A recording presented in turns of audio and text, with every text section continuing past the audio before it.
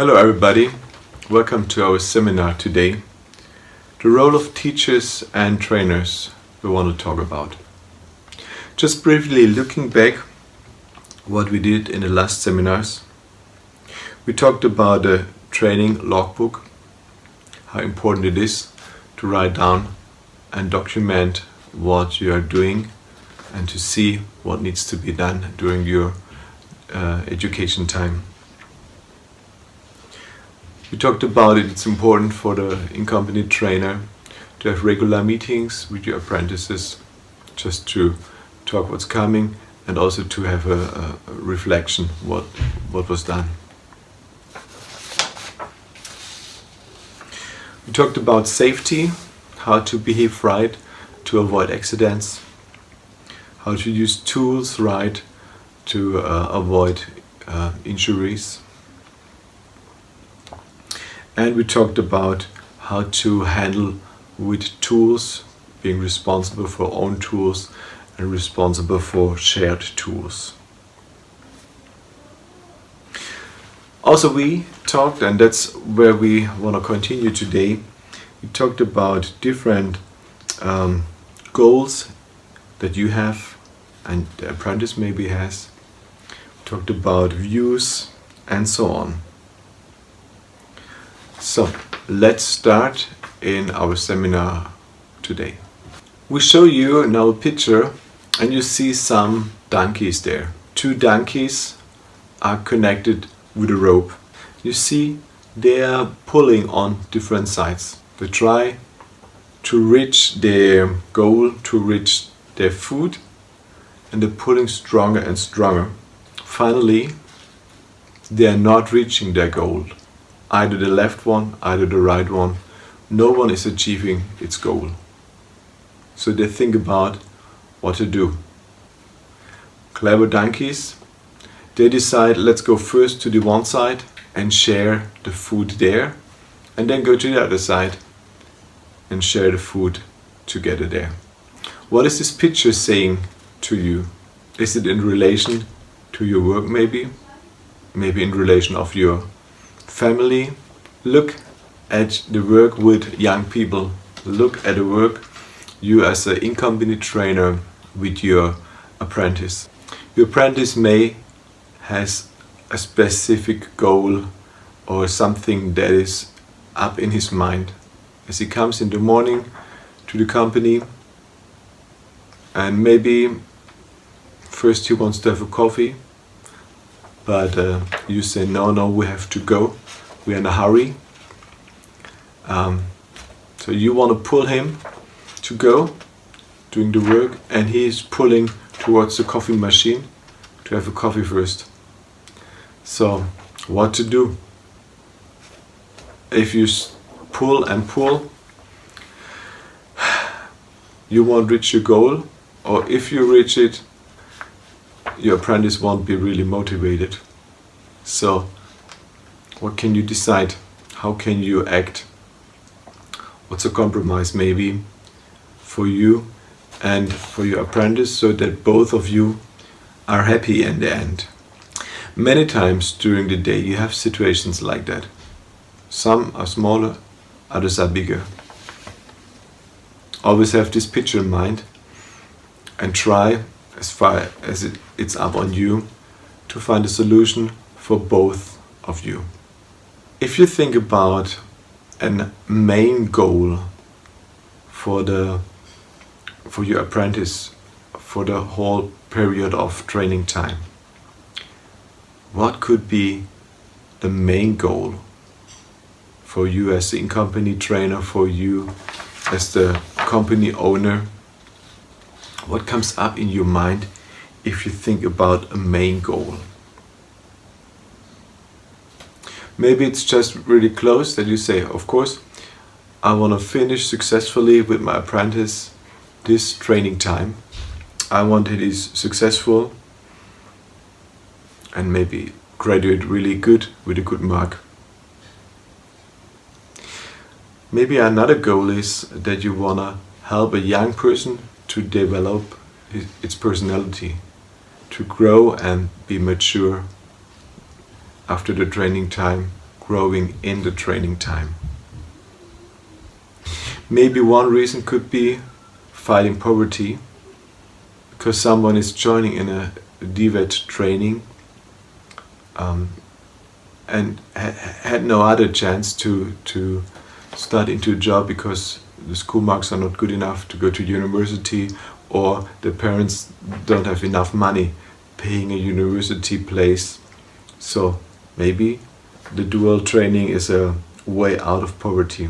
Maybe you are interested in a good image for you and your company. Say, we want to be good, we want to show others that we qualify really well young people.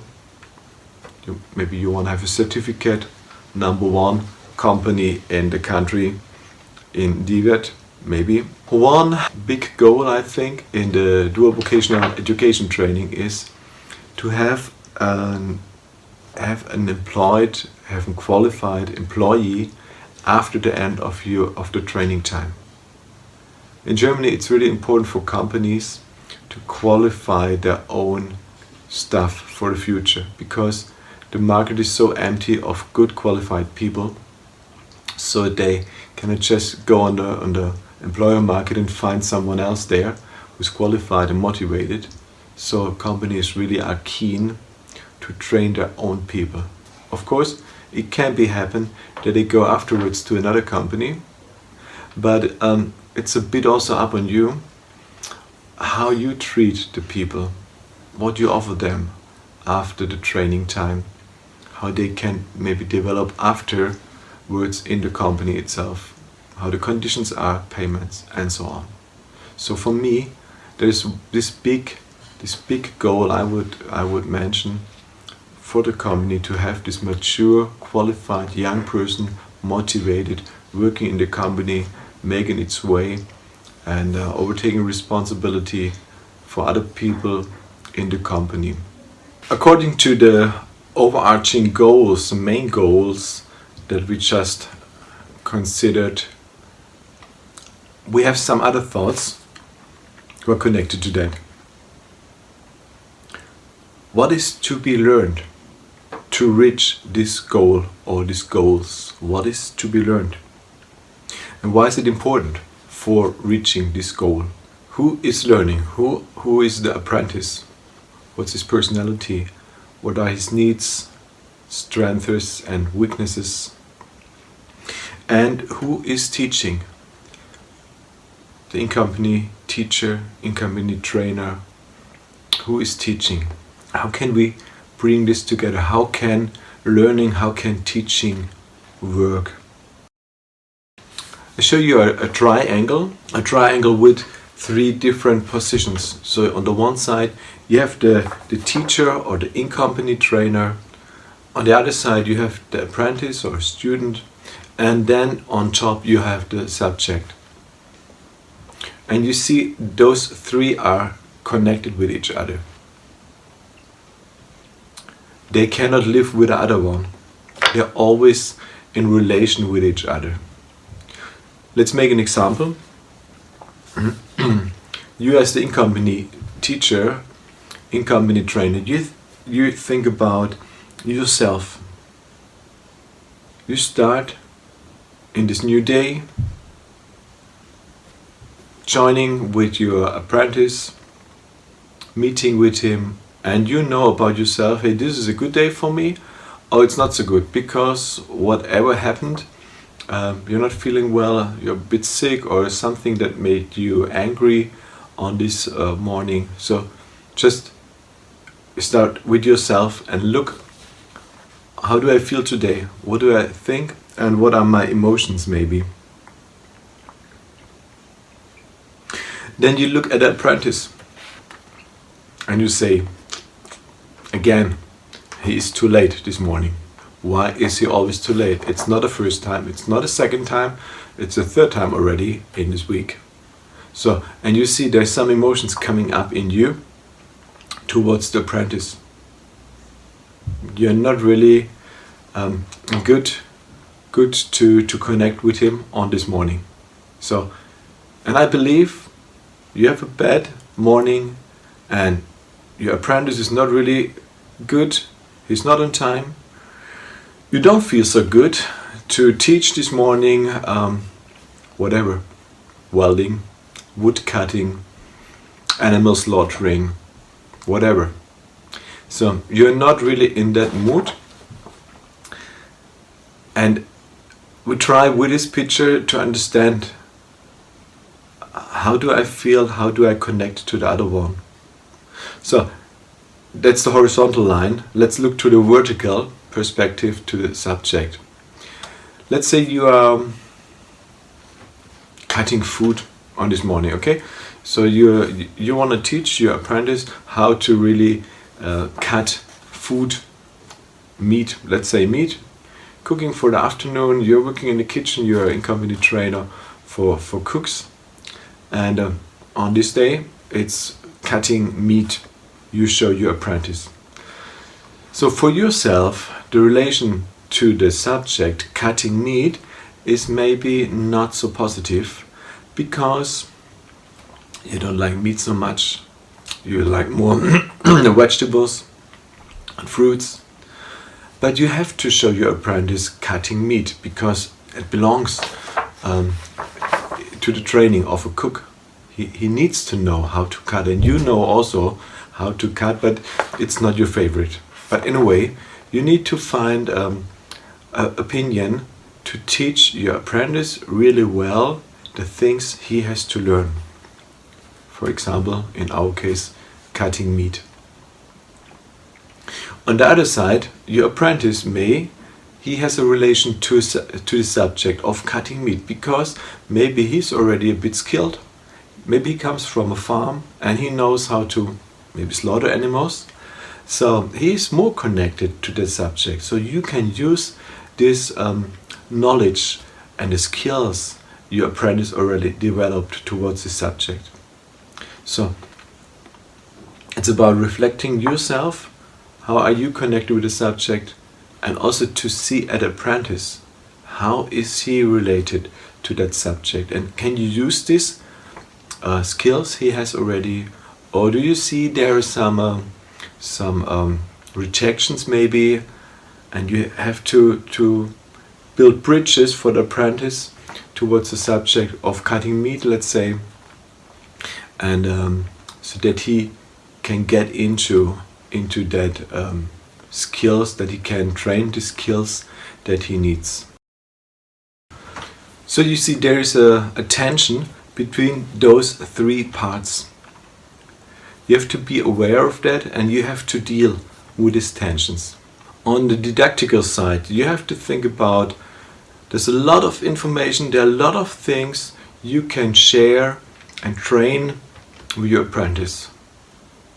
You have to look what is needed now, in what order, in what steps it needs to be done. Otherwise the apprentice maybe is just quitting and says, I don't get it. It's too much, it's too difficult. So you have to think what to do, and then you have to think how to do. That's a methodology. So how do I practice, how do I train, how do I share knowledge to my apprentice? Communication is a big thing. You saw in the triangle that there are a lot of communication running. If communication is not running, then you might have problems, and the others as well. It's important to communicate clear, saying what you're meaning, not speaking in complicated sentences, or just we would say talking between the lines. So you put a message in what you're saying, but you're not really targeting what you mean. So especially for young people, target clearly, speak clear. Your apprentice must be clear what he needs to do now, what you want him to do. Give feedback to him, give regular feedback, give feedback in the situation directly. It's important for your apprentices to receive feedback from you. If your apprentice does a specific work that you appointed him to do, so let him assess himself. evaluate himself, how he would evaluate his work, and then assist with your evaluation. What do you think? How the job worked out? How good it was, or maybe what can be changed next time. Be empathetic for the situation.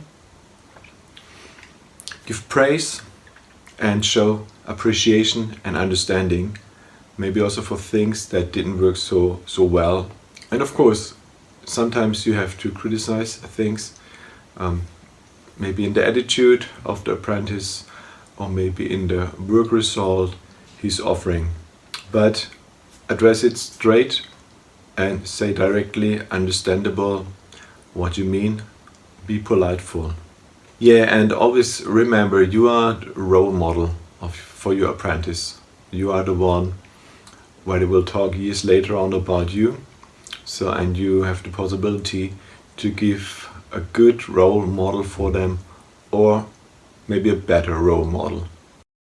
For communication, there are some models that you can use, and that we will use now as well, helping you to understand a bit more how communication is working. So you see this picture, two persons talking, other one is talking, other one is listening. And there are 4 channels how you can communicate. You see the 4 tongues coming out of the mouth. From the one side, the sender, we call him the sender, he's sending a message. And you see on the other side a receiver, in this case it's a lady. She is having 4 ears, and so there are 4 channels where you can send messages. That's why communication is difficult. Those 4 channels, they have 4 names. The first will be appeal. It's just a appeal, forcing to do something. The next channel will be relationship. It talks about the sender and the receiver, how the relationship is like, what it is like. We have a self-revelation channel. The sender is self-revealing. And then we have this channel with factual information. You can send with a one channel, and the other one can receive with another channel. So it's just crossed over. We make an example.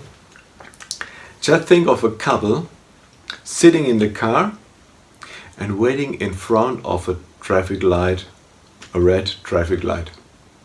Let's say the husband, the man, is driving, and then the light turns from red to green. But wherever, he's not suddenly starting and accelerating the car. It just takes a moment, and the lady, she says to him, the traffic light is green. So the lady is sending a message, the traffic light is green. So we don't know how the pronunciation is like. If she's saying, the traffic light is green, or if she's saying, the traffic light is green. So you see there's a lot of pronunciation, sounds and body language that helps you also to understand the communication better than just reading a few words. But if we look at these 4 channels, we will look at them and say, what could that mean maybe? Let's look at the factual content. The factual content of this information is just the traffic light just turned green. It's green now, it's not red anymore, it's green now. It's quite simple, the factual information in that message. But we can also hear an appeal the lady is sending to her husband. Let's go. Go for it. Start the car. Hurry up.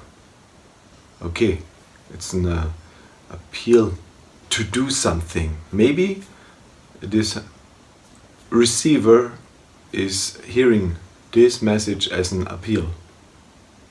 Or maybe he's listening more towards the relationship channel. What information can be in this sentence? And what is the sentence maybe saying about the relation? Maybe it had some trouble in the morning or whatever. We don't know about it. She's my boss. She wants to say when to go and when to stop. I'm the servant. Is that the relationship channel maybe? Maybe that's the information on the relationship level. Or there is the fourth channel, self-revelation. What is she saying about herself? She's maybe in a hurry, or maybe she's impatient or annoyed or something like that. A message about herself we can read or we can hear out of this sentence. So we talked about communication models. Now we will go a further step. We will talk about teaching models. How can you go ahead in supervising and training your apprentice? There are different models, step models.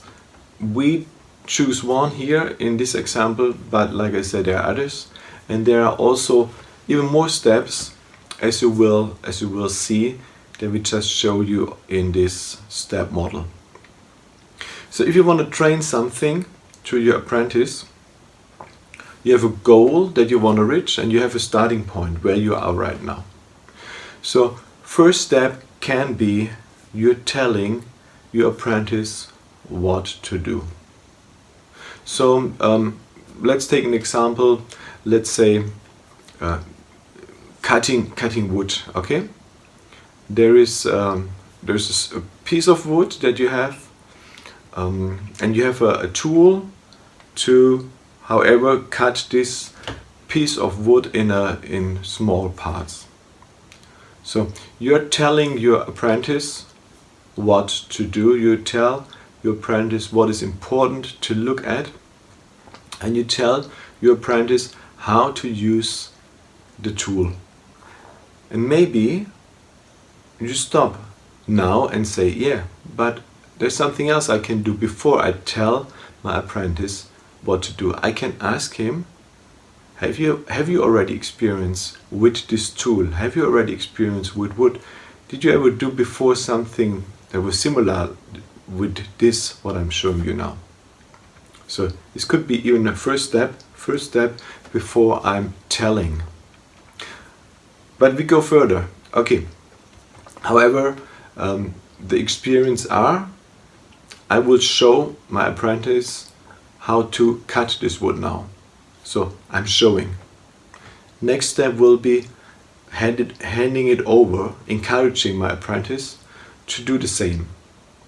So I will see if it's fine already how he's doing, or maybe I have to show again, so I go a step back, second step back again, and show again how to handle the saw, and then I let him do it again.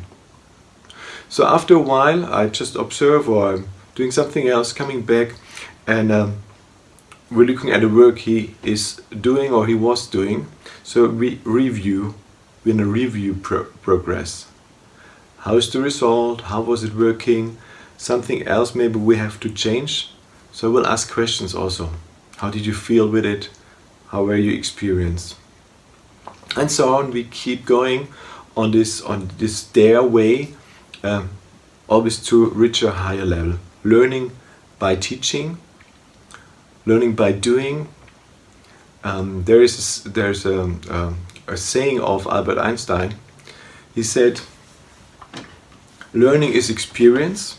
So you're not just learning how to cut or to work with wood just by telling. So you have to experience, because he says everything else that you're not experienced is only information, useless information. So learning is having experience. How can you let motivation explore in your apprentice life? How can you help your apprentice to develop, to break free? Maybe sometimes they're a bit shy and they're not really self-confident in what they're doing, And how can you do that? So there's a sentence of a saying of Herzberg, one of big scientists. He said, the job of manager, the job of you, of us as teachers, as income trainers, the job of a manager is not to light a fire of motivation, but to create an environment to let each person's personal spark of motivation blast, let it burn. So we have to create environment, the atmosphere, security and so on outside, so that the work is safe, the working atmosphere is good. You as the leader, you're cooperating and you're leading good, so that his apprentice, that he can be free and motivated to do things that you show, and to explore and to find out his skills and let the motivation explore. So now it's up to you. It's your turn. We talked about different models, about the four communication ways. We talked about the different steps, how to teach practical work. So you look in your company, you look in your environment where you're working, what you wanna teach your apprentice. Just take maybe a smaller task, something you say, this fits for my apprentice. This is possible for him to reach. Okay, so let's think about an example for yourself. The motivation must come with your apprentice. So let's look for something maybe that he is also motivated to do, not something that you know he's not really keen about that. It's also necessary to do, of course, but maybe for our example now, just look for something that you know your apprentice, they will like to learn this. Basic motivation must be there. So for you, it's also important the environment. Develop the environment, develop a space to be free and to be excited. Avoid with your task you are now thinking of to overstain or understain your apprentice. It must not be too easy, but it shouldn't be too difficult as well. During the day, there are different works that need to be done. Look at your apprentice, that he's not always doing the same work, that he also has different works to do. So in now training your apprentice, he needs to see that you're not only having the basic works to do, but there are also some extra things you wanna teach him, and so he feels more special and says, yeah, of course, there's something that I can do. My boss, my trainer, he trusts me that I will do this also in the future, doing the basics, of course, but also doing the special things. So now you had some time of creating your example, thinking through this exercise. If you discover maybe it's not so easy, or at one or other point there's still some problems, communicate experience of success. So it's always, yeah, we are humans, we criticize the bad things that did not work so well, but let us look more at the good things. Let us look more at the success that the people have, that your apprentice has, and reflect and communicate also on the success, not only what was not so good. Take your time and talk to your apprentice. Maybe you see the situation was not good, he was frustrated because it wasn't working, and if you go in that situation and you talk to him, maybe it's not the right time. So take a bit of break so that the apprentice can calm down, maybe his frustration, maybe slows down a bit his anger, and then go and talk again and try maybe to explain in another way, and try a different way to get further on with your apprentice. If you see there is a problem in doing this work, before you solve the problem, think about if you can help your apprentice to find their own solution, so that your apprentice can solve by himself the problem and can find their own way out of the trouble. So you are just the final answer. You are the one who knows everything, of course. But help your apprentice also finding solution. It's much more helpful. Maybe sometimes it's better things are not working at the first time straight through. Maybe sometimes it's also good when there are troubles and your apprentice knows, I can handle troubles, I can handle problems, I will find solutions. And if I don't find them, if I tried and I don't find the solutions, I can come to my in-company trainer, to my boss, and then he will not make me down, then he will go through with me together, and then maybe we find together a solution. The last model we are giving you for this seminar today, which was now very big and lots of models we used, but the last one, it takes a bit of time to think about that after the seminar. It's again a model from Herzberg. He developed the two theories of one side motivation and the other side hygienic factors. Two-factor theory it's called. So what is this? What does this two-factor theory of motivation means for us, and especially for the dual vocational training? So you see these two arrows. One arrow is going to the top, the other one is going to the bottom. In the middle, where they are connected, it's a zero line. So if we stand there in our motivation life, we are not really motivated, but we are also not really demotivated.